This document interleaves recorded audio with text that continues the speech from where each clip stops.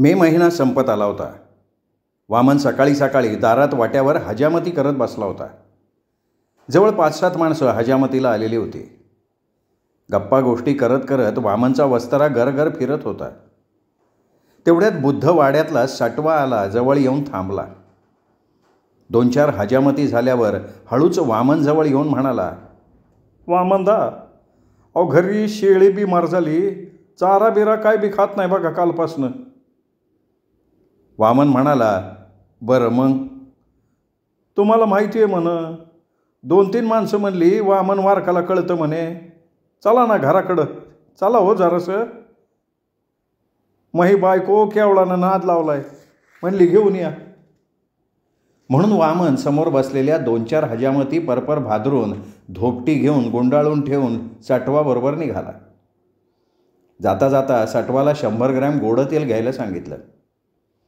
घरी गेल्यावर शेळी आडवी पडली होती. तोंडाला तिच्या ओरडून ओरडून फेस आला होता, तर सगळ्या अंगणात त्या शेळीनं हागून मुतून घाण करून टाकली होती. वामननं शेळीला जवळ जाऊन पाहिलं आणि सटवानं आणलेलं गोडे तेल वाटीत घेतलं आणि आपल्याजवळ आणलेली औषधाची पुडी त्यात मिसळली. थोडंसं हलवलं. संपूर्ण मिसळून झाल्यावर शेळीचं तोंड उघडून तिच्या तोंडात सोडलं. शेळीनं थोडंफार प्यायलं आणि ती जोरात ओरडली. उरलेली वाटी सटवाजवळ देऊन वामन निघून गेला. थोडा वेळ शेळी शांत लांब पडली आणि तशी अचानक उठली, जोरात ओरडली ब्या ब्या करून आणि जागेवर डोळे लावून लांब झाली. शेळी ओरडली हे कळताच तटकन सटवा उठला. शेळी जवळ जाईपर्यंत शेळी लांब झाली. केवळा लगेच घरातनं बाहेर आली, तोवर 8-10 माणसं जमा झाली. सटवा आणि त्याच्या बायकोवर आभाळ कोसळल्याचं दुःख झालं होतं.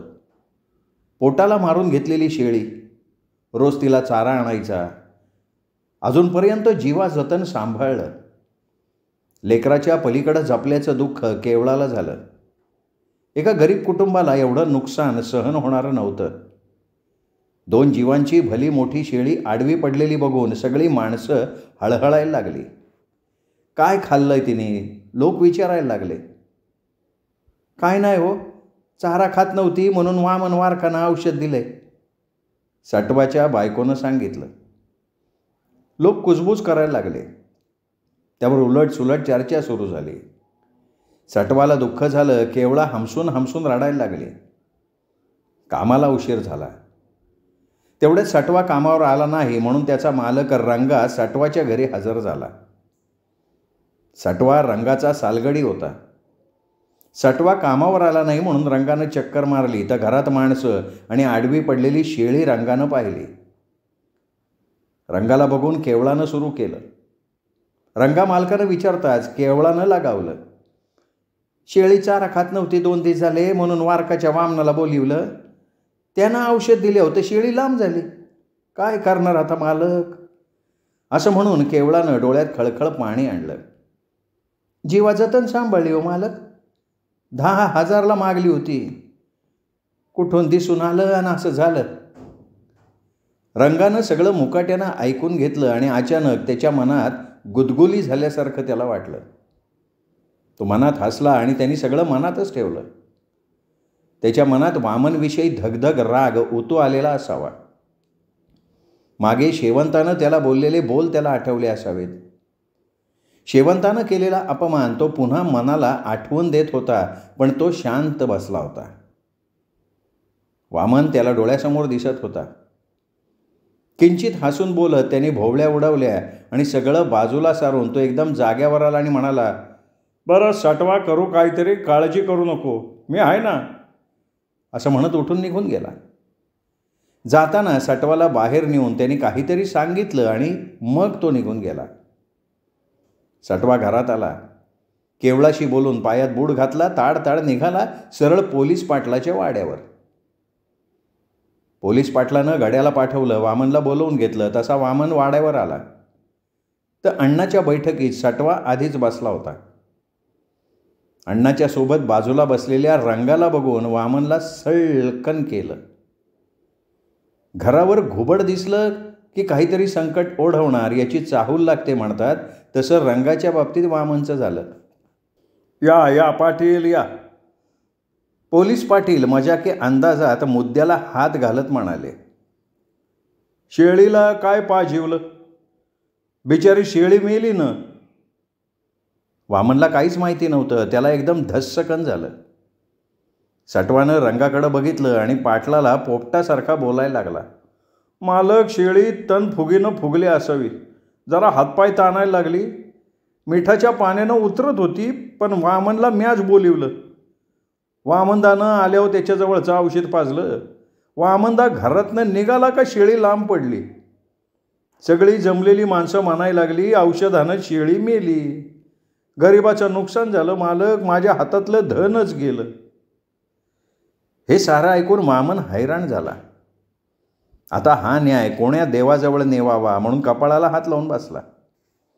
रंगाच्या पोटात गुदगुल्या होत होत्या आणि वामनला तो खोचून म्हणाला, इचाचं मंत्र माहिती नाही तर सापाच्या बिळात हात घालू नाही ना. कळत नकळत रंगा वामनला उद्देशून बोलला.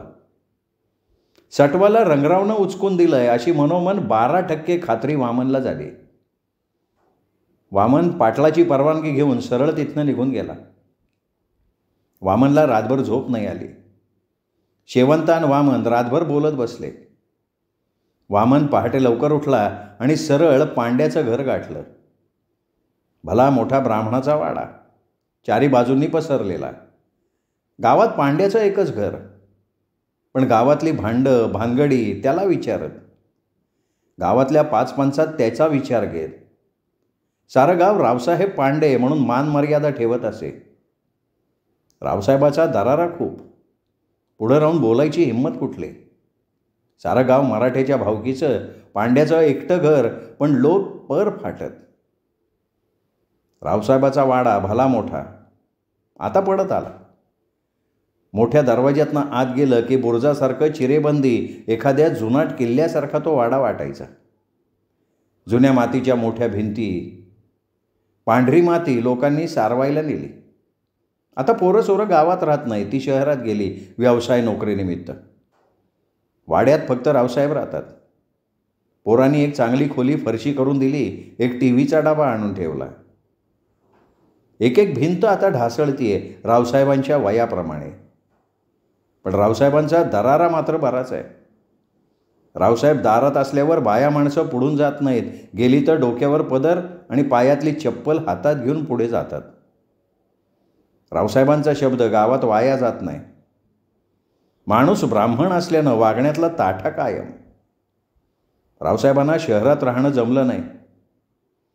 रावसाहेब आहेत तोपर्यंत वाडा आहे, पुन्हा कोणी इतर राहील. गावात 100 एकर जमीन, पण पोरांनी 30 एकर ठेवलेली. रावसाहेब बैठकीत बसायचे तेव्हा मांगांचा कचरू तिथं यायचा. त्याचा एक डोळा बारीक. तो रावसाहेबापुढे बसायचा आणि त्यांनी ओढून फेकलेल्या विड्यांची थोटकं बसल्या जागी वेचायचा. खिशात घालून जोहार म्हणायचा, निघून जायचा. रावसाहेबांचे ते लक्षात आलं होतं. कचऱ्यानं एक दिवशी रावसाहेबांपुढे बसून बोलत बोलत बिड्यांची थोटकं वेचायला सुरुवात केली. रावसाहेब तयारीतच होते. त्यांनी जवळ असलेला जोडा कचऱ्याच्या अंगावर भिरकावला. अरे बापरे म्हणत कचऱ्या दचकून उठला. रावसाहेबांनी त्याच्यापुढे बिड्यांचं बंडल फेकलं आणि लुच्च्या, असं करू नकोस असं म्हणाले. कचऱ्या बंडल घेऊन निघाला. अशी रावसाहेबांची शिस्त कडक. वामननं पहाटेच जाऊन रावसाहेबांना गाठलं. दारात मोठ्या वाट्यावर रावसाहेब बसले होते. वामननं येऊन रामराम ठोकला आणि आपली हकीकत सांगितली. रावसाहेबांनी वामनला न्याय मिळवून द्यायचं आश्वासन दिलं. होकार घेऊन वामन माली पाटलाकडे गेला. त्यांना सगळं सांगितलं. सगळी माणसं पाटलाकडे जमा झाली. सटवा फक्त रंगाला घेऊन हजर झाला. सगळे आल्यावर पाटलानं पंचाला सांगितलं, रावसाहेब, सटवाच्या शेळीला वामननं औषध पाजवलं आणि ते पिल्यावर सटवाची शेळी मेली. तर सटवा म्हणतंय का वामनच्या औषधानं मेली. लगेच सटवानं उचललं, हा मालक, म्या गरीब माणूस, पोट मारून शेळी घेतली. मालक, मग सगळं धन गेलं, म्या बरबाद झालो, म्या लयच बरबाद झालो मालक. तेवढ्यात केवळा म्हणाली, मालक, शेळीला जीवाचं तण सांभाळलं. कालच अकबर खाटकानं 5,000ला मागली. 2 जीवाची म्हणून दिली नाही आणि ही शनी झाली. बरं आता मुकाट्यानं बस. पाटील पांडे काय म्हणतात ते ऐक. रंगा जबाबदारीनं बोलला तेव्हा केवळा कलकल करायची थांबली. मग पांड्यानं विचारलं, वामन, काय झालं तुला? कुठून वैदुकी सुधारली? भादरून खायचं आपलं तर लोच्या कोटला. नाही रावसाहेब, अहो त्याला झाडपाला टाकला का 12% दुःख कमी होतं मला माहिती आहे. सगळं ऐकून घेतलं आणि पाटलानं विचारलं, मग कसं काय साठवा? मग काय नाही पाटील, मला शेळी भरपाई करून द्यावी वामननं. हां पाटील, मग धन मला भरून पाहिजे. शेळीची किंमत 10,000 रुपये पाहिजे. वामनचा चेहरा उतरला, पांढरा फट्ट पाडला. सटवाला समजावलं, विनवलं, थोडीफार लालूच दाखवली, पण शेवटी पंचांचा न्याय झाला की वामननं सटवाला शेळीचे नुकसान भरपाई म्हणून रुपये 4,000 द्यावेत. सटवा केवळाबाई समाधानी झाले. रंगाला पोटातून दाटून आलं आणि रणांगणात एखादं युद्ध जिंकल्याचं समाधान त्याच्या चेहऱ्यावर दिसायला लागलं. शेवंतानं केलेल्या आपल्या अपमानाचा आपण बदला घेतला, आपण फत्ते झालो असं त्याला मनोमन समाधान वाटलं. वामन रडकुंडीला आला आणि महिन्या 15 दिवसात देतो पैसे आत्ता नाही आहेत म्हणून कबूल झाला, निघून गेला. आपलं कोणीच नाही, आता गावात न्यायच राहिला नाही असं त्याला वाटत होतं आणि ते साहजिक होतं. कुणाचं चांगलं केलं तरी अशी सजा मिळत असेल तर सगळं बंद करून टाकायचं असं ठरवत वामन घरी आला. सगळी हकीकत शेवंताला सांगितली. दोघंही शांत बसून राहिले. घरात एखादं माणूस मरावं अशी स्मशान शांतता होती. झापड पडली, घरात चूल पेटली नाही. शिळं पाकं लेकरं खाऊन बसली. शेवंता वामन जवळ आली. जाऊ द्या, आपण गाव सोडून जाऊ. आपलं कोणी नाही हिथं आणि हिथं न्याय बी नाही. गरिबाला जगणं लय अवघड आहे. माणसं नाही, जनावरं राहतात इथं. दया माया न्याय राहिलाच नाही ह्या गावात. आता या गावात चवच नाही राहिली, गरिबाचं मरणच आहे. शेवंताच्या विचाराला वामननं सुस्कारा सोडत दुजोरा दिला. दोघांचंही मन आता गावातनं उबगलं होतं. कुठंबी करून खाऊ लेकरं बाळं घेऊन, असे नाना विचार त्यांच्या मनात घोळत होते. जिंदगी कटायची आहे इथं, कशी जाणार? आपलं सोडा, लेकरा बाळाचं अवघड आहे. मला वाटतं रंगामुळं पाटला पुढं आपलं चाललं नाही, पण पांड्या आणि माली पाटील तरी आपल्याकडनं बोलतील असं वाटलं होतं. सगळे एका माळेचे मनी, आपलं काय चालतंय तिथं? वामनला शेवंताचं 12% पटलं. मन उबगलेल्या दोघांनी गावात सोडून जायचा विचार केला. घास खाऊसा वाटला नाही का पाणी नाही. करून खाणाऱ्या माणसाला फुकटची 4-5 हजाराची धोंड म्हणजे सोपं नव्हतं. बलुत्यावर पोट आणि चटणी मिठापुरते पैसे हाती खेड्यात यायचे. 4-5 हजार फेडायला सालभर जाणार होतं. लेकराला 1 रुपया देत नाही माणूस म्हणून दोघेही त्याच विचारात उपाशी झोपले. चिंगी कलीपेक्षा यशवंतला कळत होतं. आपल्यावर काहीतरी अन्याय झाला हे त्याला कळत होतं, पण करणार काय? शेवंता आणि वामनचा गाव सोडून जायचा विचार पक्का ठरला. रात्र विचारातच सरली. पहाटे शेवंताचा भाऊ माधव आला. तिघांचा विचार झाला. शेवंताच्या भावाला सगळी हकीकत सांगितली. गाव सोडून जायचा विचार माधवनं ऐकून घेतला, पण गावात असे प्रकार घडतच असतात. गरिबाला कोणीच कुठं वाली नाही म्हणून आपलं आपण सांभाळून राहावं बस. आपलं कोणीच नाही असा सल्ला माधवनं दिला. आपलं गाव होय शेवंता, शेवटी तुकडा इथंच मिळन. एवढं घरदार सोडून कुठं जायचं? आणि तिथं गेल्यावर बी चांगलं होईन याचा काय भरोसा आहे का? 4 लेकरं गाड्याला, चिल्ल्या पिल्ल्याचं काम आहे. इथंच मस करून खा, कुणाच्या आधात मधात जाऊ नका आणि गाव बी सोडून जाऊ नका असा खडतर पण निर्वाणीचा सल्ला माधवनं आपल्या बहिणीला शेवंताला दिला. भावानं सांगितल्यावर गाव सोडून जायचा विचार मनातनं निघाला. शेवंता वामन पुन्हा नव्या उमेदीनं कामाला लागले. यशवंताच्या मात्र ही गोष्ट चांगली मनात खोलवर गोंधली गेली. माधव दिवसभर राहून दाजी आणि बहिणीला समजावून सांगून सांच्याला निघूनही गेला. रात्र बरी झाली. वामननं मस्करीनं शेवंताच्या पाठीवर हात ठेवला तेव्हा तिच्या मनात गुदगुली झाली. अगदी खांद्यावर ठेवलेला हात तिच्या उघड्या पाठीवरनं कमरेवर येऊन थांबला. तिने थांबवलेला हात शेवंताच्या मनात नाना पालव्या फुलवून गेला. तिनं वामनकडे तिरप्या नजरेनं बघत त्याच्या मनात चाललेल्या भावनांना समजून इशारा केला आणि इशारा समजून दोघेही त्या दिव्याच्या उजेडात मस्करीत गुंतले. मस्करी जेव्हा कृतीत साकार झाली कळलंच नाही. दिव्यानं आपले डोळे बंद केले. तो दिवा विझून अंधार झाला आणि त्यांच्या भावनेला वेग आला. अंधार त्यांच्यात आणि ते अंधारात मशगूल झाले. जून महिना सुरू झाला. लगीन सराई संपत आली. वाऱ्याच्या झुळकीनं येऊन वाहटूळ होऊन गोल गोल फिरत आणि जमिनीवरचा केर कचरा, कागद, मेणकापड पार आकाशाला जाऊन भिडायला लागली. या दिवसात वारे सुटू लागतात. वाहटुळी जोर धरायला लागतात. वैशाख संपून ज्येष्ठ महिना सुरू होतो तसा जून महिना सुरू झाला. पाहता पाहता जून महिन्याची 7 तारीख मृगनक्षत्र लागलं. ढग ऊन सावलीचा खेळ खेळण्यात मग्न. मृगातला पहिला पाऊस धरतीला सुखावणारा. धरती पहिल्या पावसाची वाट बघते. तिला पावसाचे वेध लागतात. प्रेयसी जशी प्रियकराच्या विरहात तळमळते तशी धरती पहिल्या पावसाची वाट बघत बसते. झाडावर बसून सुरात गाणारी कोकिळा आपल्या मधुर आवाजात पावसाला बोलवते. पावसाला उशीर झाला तर काय पिऊ, काय पिऊ, काय पिऊ असा ओरडणारा चातक पक्षी पावसाला विनवतो. मिरग लागला म्हणजे सगळ्यांची नजर आभाळाकडं. मान्सून खात्याचे वेधशाळेचे अंदाज बोटावरच्या थुंकीसारखे बदलायला लागतात. दुपारी आभाळ झाकाळून आलं. मोडून पडतंय का काय असं वाटायला लागलं. सायंकाळची वेळ. सूर्य मावळण्याआधीच अचानक अंधारून आलं. हळूहळू वाऱ्याच्या झुळकीवर डोलणारी झाडं आता जोरात हालायला लागली. वाऱ्याचा आवाज काळजाला भिडायला लागला. पाहता पाहता वाऱ्याचं रूपांतर पावसात झालं तसं वाऱ्यानंही आपलं अकराळ विकराळ रूप धारण केलं. बाहेर पाऊस जोरात पडत होता. पावसाचे थेंब आणि वाऱ्याचा सुसाट आवाज घरावरचे पत्रे फाड फाड आदळायला लागले. झाडं बुडापासनं हालायला लागली. लोकांची धावपळ सुरू झाली. सारखं तासभर हवा पाणी सुरू होतं.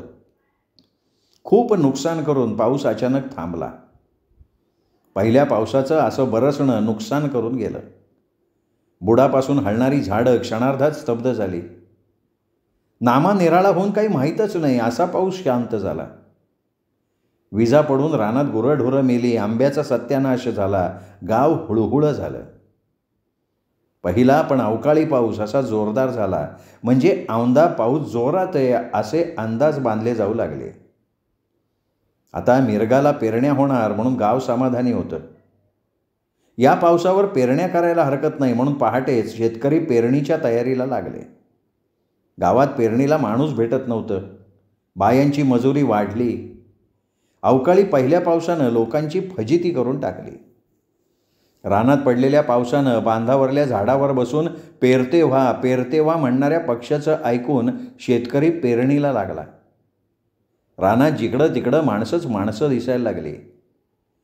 ओल्या रानात डोक्यावर शिरवाळ पांघरल्यानं बळीराजा मौज मजेत बैल हाकारू लागला.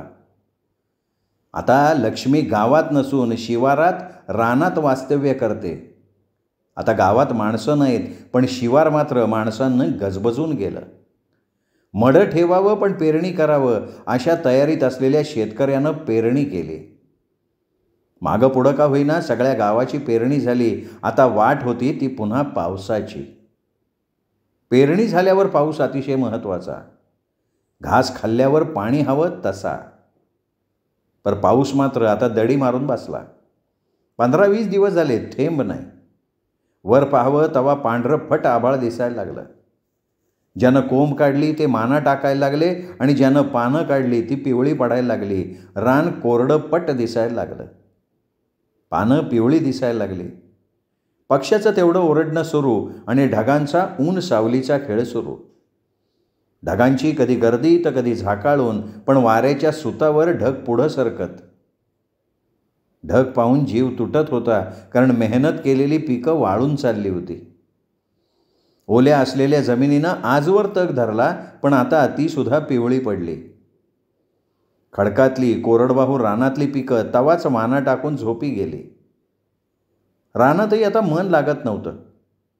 जिकडं तिकडं आता पावसाची वाट होती. महिना झाला पाऊस नाही.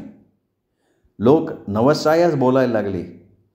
गावात पोरं सोरं पाऊस पडावा म्हणून धोंडीबाई धोंडी, धोंडीचं दिवस, पाणी मोठे हिवस असं म्हणून कमरेला लिंबाचा पाला बांधून धोंडी मागत.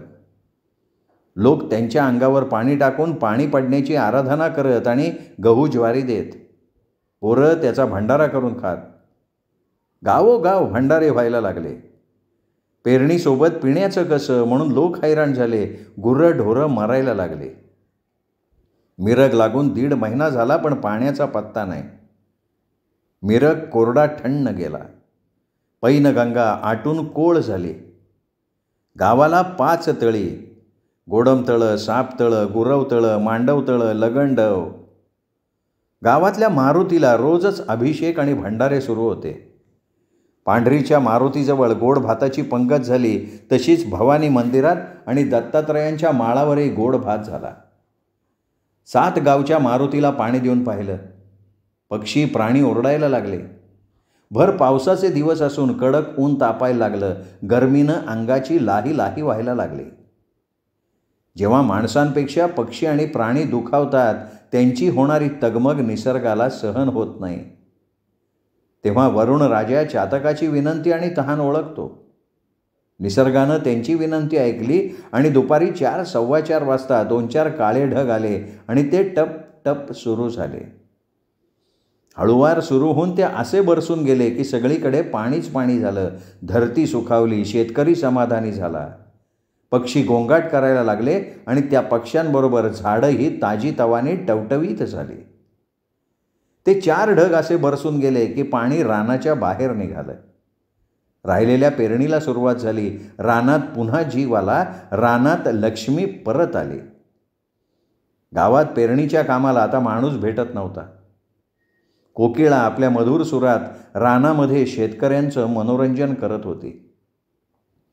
शाळा सुरू झाल्यानं लहान मोठी पोरं शाळेत जायला लागली. गावात आता 10वीपर्यंत शाळा. यशवंतला सुद्धा यावर्षी शाळेत जायची ओढ लागली. शेळीच्या प्रकरणात आपल्या घरावर आलेलं संकट यशवंताच्या मनात खोलवर गोंदलं गेलं. शिक्षणाशिवाय आपलं काही खरं नाही. अज्ञानीपणाचा ठपका आपल्यावर नको आणि अज्ञानीपणामुळे आलेलं संकट यशवंताला स्वस्थ बसू देत नव्हतं. गरिबाचं काही खरं नाही. अडाणीपणामुळे आपल्या घराची आणि समाजाची होणारी होरपळ त्यांनी जवळून पाहिली, अनुभवली सुद्धा. हे असं लाचारीचं जगणं नको म्हणून तो मनातनं पेटून उठला. गरिबाला कोणी वाली नाही म्हणून आपलं भलं बुरं शिक्षणावरच अवलंबून आहे आणि शिक्षण घेतलं तरच आपला उद्धार होईल, अशा परिवर्तनाच्या विचारानं यशवंता जागला. रंगासारख्या शोषण करणाऱ्या लोकांबरोबर लढा देत जगायचं म्हणजे आपल्या हातात शिक्षणाचं हत्यार असलं पाहिजे. अशा क्रांतिकारी विचारांचा यशवंतवर पगडा होता म्हणून तो आता शाळेत जायच्या तयारीला लागला.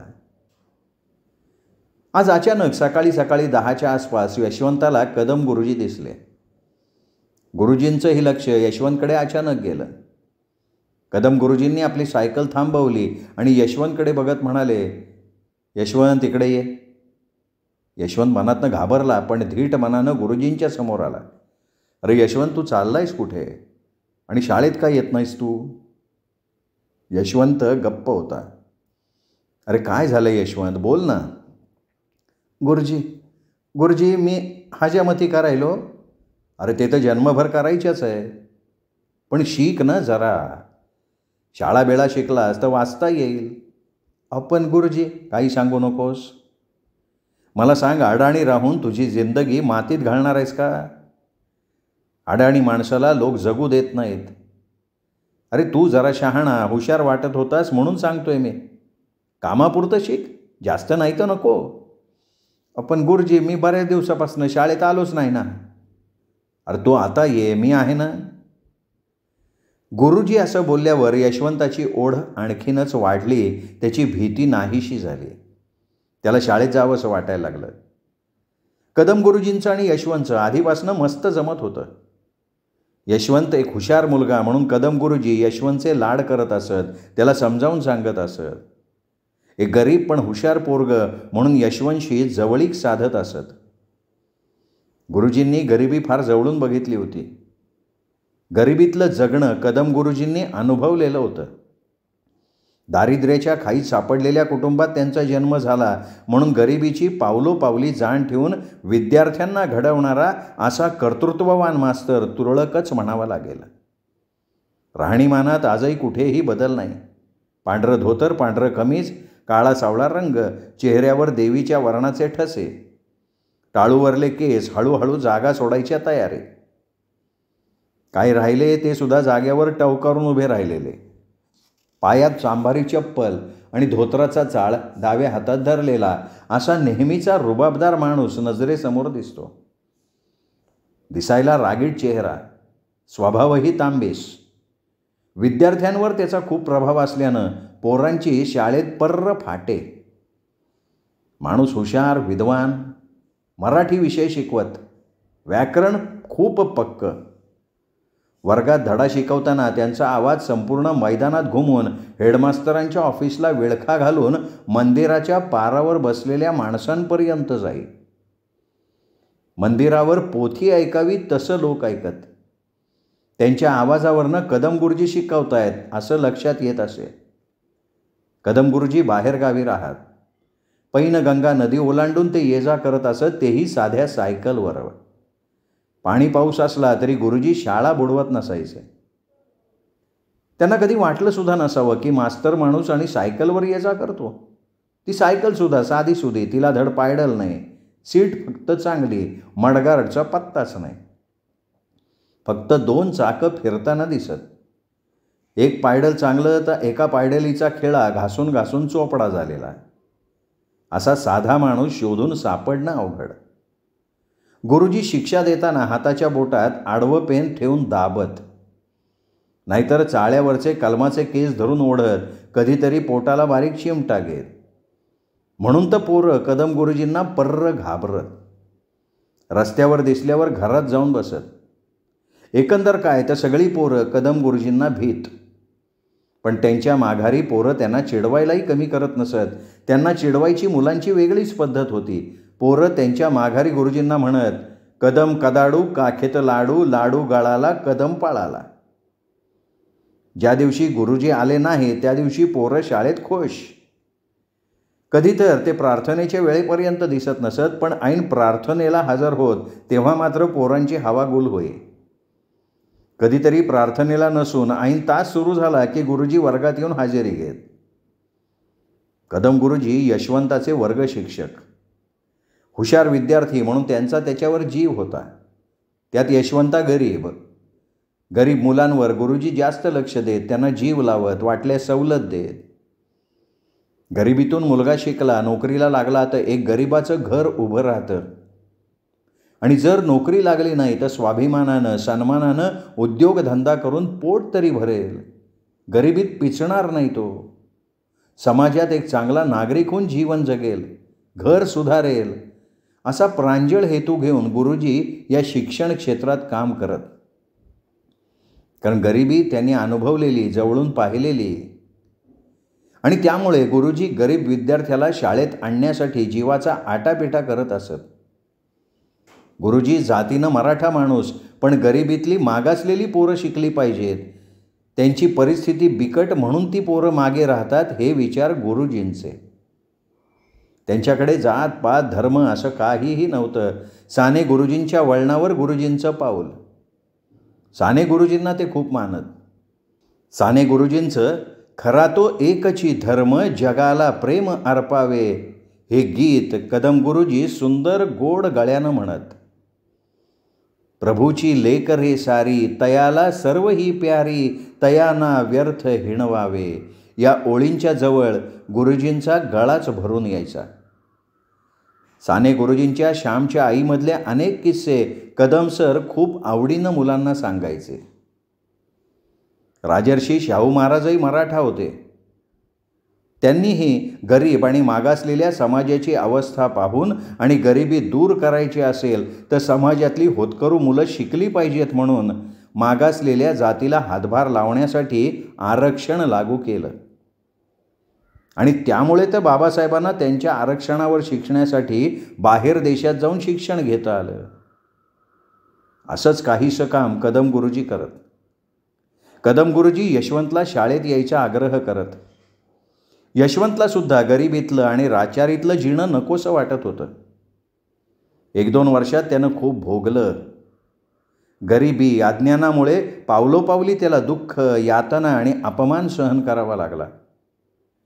मागासलेलं जीवन जगण्यापेक्षा आपण शिकू, आपलं ध्येय घडवू, आपलं जीवन आपणच सुधारू म्हणून त्यांनी खूप वेळ विचार केला. आणि आता तशी संधी चालून आली होती आणि ती संधी यशवंतनं ओळखली आणि त्यांनी शाळेत जायचं पक्क ठरवून टाकलं. श्रोते हो, हा होता अशोक कुबडे लिखित गोंडर या कादंबरीचा 8वा भाग, 9वा भाग. उद्या तोपर्यंत नमस्कार मित्रो.